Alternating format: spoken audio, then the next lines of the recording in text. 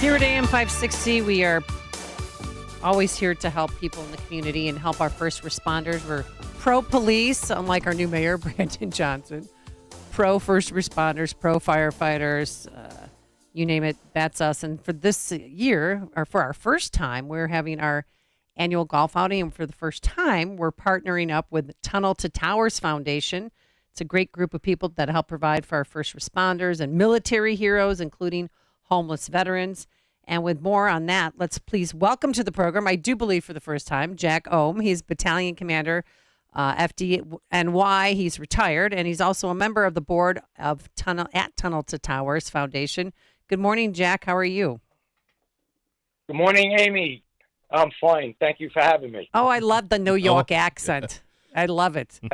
Which borough are you from? Are you from? I heard I had a New York accent. Oh, I'm sure. No, where are you from? Are you from Staten Island, Long Island? Where?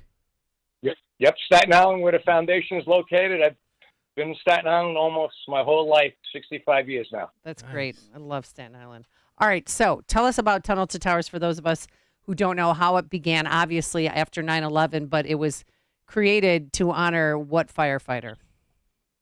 Yeah, so Stephen Siller, our namesake of the foundation, was an off-duty fireman on 9/11. He actually got off that morning of 9/11. He worked the night tour of 9/10. On his way home to play golf with his three brothers in our hometown of Staten Island. And Stephen heard about the first plane into the tower, so he immediately turned his car right around, went back to his Brooklyn-based firehouse. Stephen was a member of Squad Company Number 1, and Squad Company Number 1 was already on the scene of the World Trade Center attack. So Stephen went into his firehouse, got all his gear, threw it into the back of his car, drove his car to the Brooklyn Battery Tunnel, which is a tunnel that connects Brooklyn to Manhattan. All the tunnels and bridges into Manhattan that morning were closed for security reasons. So Stephen left his car right on the highway, put 60 pounds of fire gear on his back, ran through the Brooklyn Battery Tunnel, which is 1.7 miles long, up West Street, into the South Tower to help save lives that morning, which he did. Unfortunately, Stephen gave up his life while doing so, along with 342 other New York City firemen, 23 New York City police officers, and 37 Port Authority police officers. That's what our first responders do for us day in and day out. They sacrifice their lives so that we can be safe.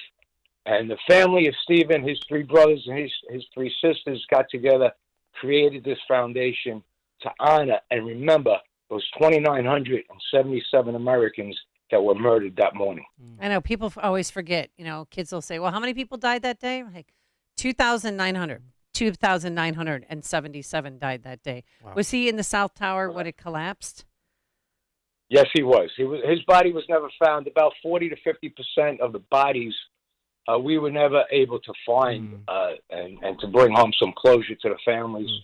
And that's why that memorial that they built is so sacred to us. The steel that held up those towers is so sacred to us. And we will never forget as a foundation. And we will always honor our military and our first responders.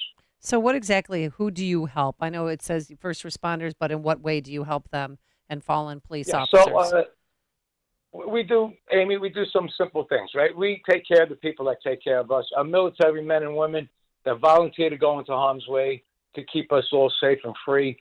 If they come home catastrophically injured, we will build them a smart home for their family and for them so they can live an independent life. They have no arms, they have no legs, they're with prosthetic arms and legs.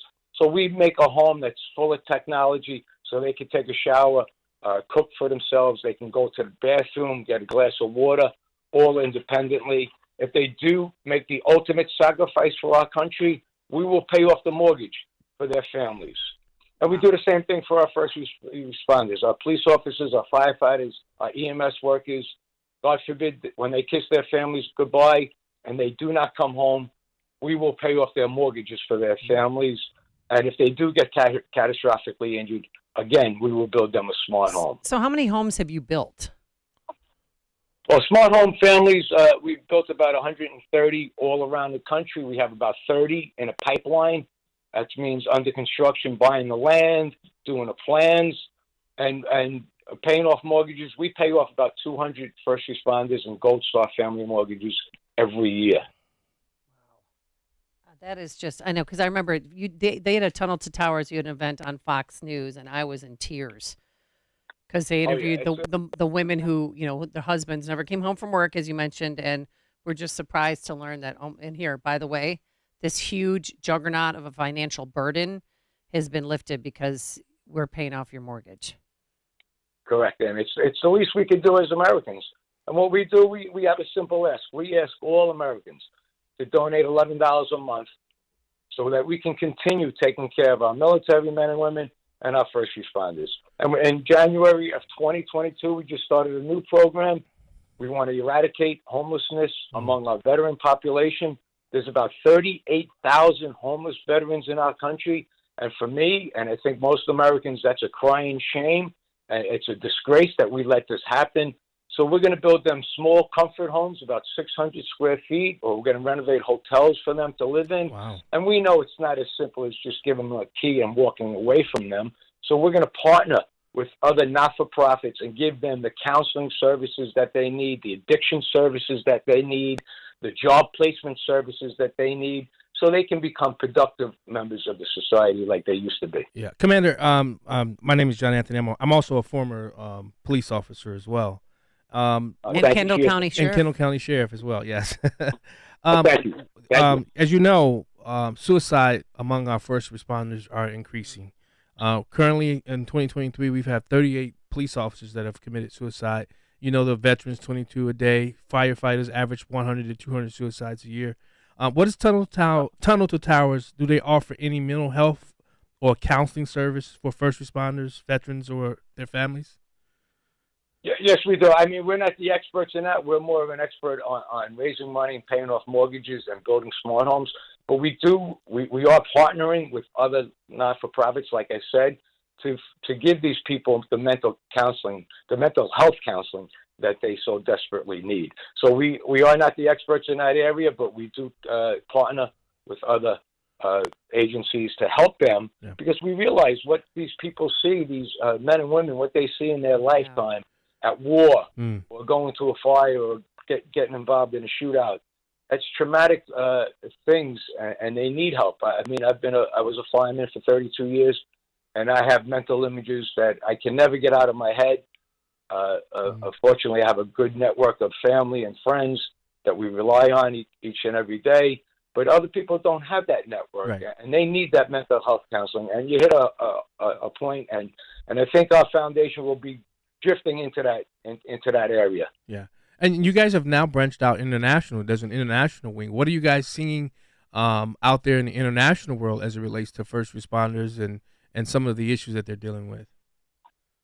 Well, I mean, we try and help all over the world if we can. We've raised, I think it was $10 million for the Ukrainians in their war effort, mostly through pharmaceutical and drugs that can help them in a battlefield.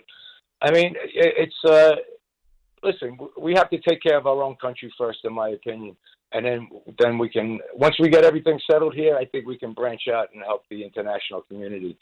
But, you got to take care of yourself first. Like with this, the border crisis, if we get overrun and we have no resources to help our American citizens, what good is that, right? I mean, we have to put a stop to what's happening at our border, because we're going to run out of money for our citizens. Yeah, that's true. I mean, the strangest thing I saw last week, it was raining out, and I drove by our 19th district, and it was kind of a cold spring rain, and the homeless people were outside huddling together, while inside the migrants that are inside our police stations had cots and were well fed. And I, asked the guy, I said, what are you doing? He goes, well, when people walk in with food, I ask them for food too. Wow. But it was such a strange dichotomy to see American citizens on the outside that were homeless and the migrants. And I understand why most of them are coming here. Yes, I'm a bleeding heart Republican, but at some point in time we have compassionate.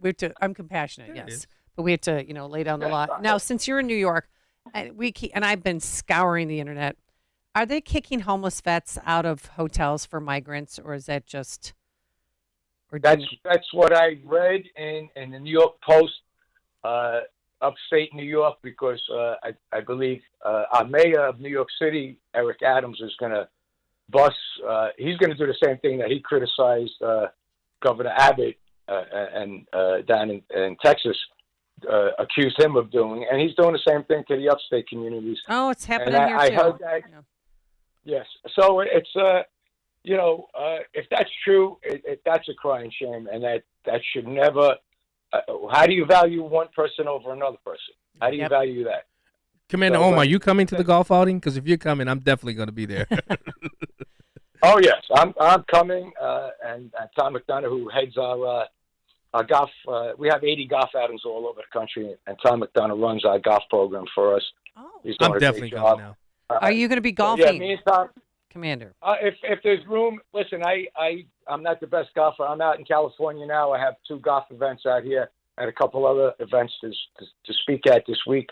But I'm not the best golfer. But if there's room, I like to play a few holes and get to know the people that come in and supporting us. So if there's room at your Chicago golf outing, the answer is yes. All right.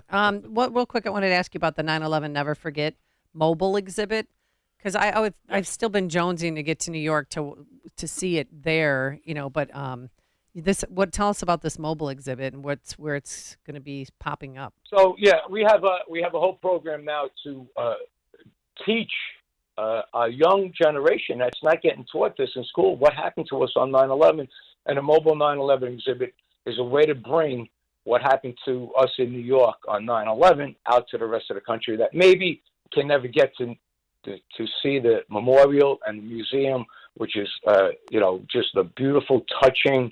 Every time I do tours there all the time, and it does bring me back to that day 22 years ago. And it is moving, and it's a beautiful thing to remember. So we realized that. So the 9/11 exhibit opens up. It's on a tractor trailer. It opens up to about 1,000 square feet. We have retired firemen that actually worked or were down at 9/11 at Ground Zero that day in those 9 months after. And we go through the day, what happened to us on board, how New York responded, how the rest of the country responded, and helped New York in our time of need. And it's just a great exhibit, and it travels throughout the country, and it's part of our Never Forget program, where we want to teach and tell the young generation that doesn't even get taught 9/11 in school, because God forbid we teach them our history. I know, right? I mean, it's a crazy thing. We can't even teach history to our kids. Listen, history is tough. It's an ugly. Humankind is not that kind. We've been killing each other for thousands of years, but we have to learn from our history and learn from our mistakes. And if you don't get taught history, we're going to repeat the same mistakes. God bless you, Commander Oehm. Yes, and we look forward to seeing you. And if you want to join us on Thursday, June 22nd, we're going to be playing golf at the McRae Memorial Golf Club in Barrington. Simply go to 560theanswer.com/golf. That's 560theanswer.com/golf. You can sign up with a foursome. You can sign up with a twosome. And the proceeds will go to the Tunnel of Towers Foundation. Commander, if people can't go to the golf outing, where can they donate money and how? Yes, thank you for that, Amy. Yeah, so our website, the letter T, the number 2, the letter T.org, T2T.org. I kind of botched that. The letter T, the number 2, the letter T.org. Okay, well, we know it's early there in California, so we really appreciate your time, and we look forward to seeing you on June 22nd. Thank you so much, Commander. Thank you, folks. Thank you for what you do for us. Thank you, sir. all. And he joined us on our turnkey.pro answer line. Listen to podcasts of Dan and Amy from the AM560 mobile app. Download it today at 560theanswer.com/mobile. Hey everybody, Charlie Kirk here. Freedom Square is an unbelievable service designed to unite freedom-loving Americans. I know these guys. They love their country and they're doing an amazing job. You can log on now to create your free personalized dashboard. All of your favorite news sites, podcasters, all on one site, all at your fingertips. Sign up your business right now at freedomsquare.com and start connecting with freedom-loving Americans. Look, people want businesses they can support. You want to know the good guys from the bad guys. That's freedomsquare.com.